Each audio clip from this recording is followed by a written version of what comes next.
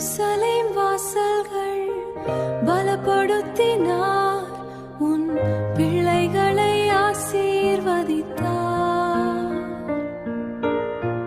அன்பினால் சூழ்ந்து காத்திடும் தேவன் ஆண்டவரே நீரம்பிக்கை, கைகளில் ஏந்தி நடத்திடும் ராஜா. கருணையால் நிரம்பிடும் இயேசு, கர்த்தரே உம்மை துதிப்பேன், என்றும் உம்மை பாடுவேன்.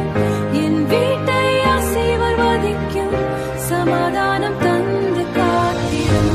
சங்கீதம் 140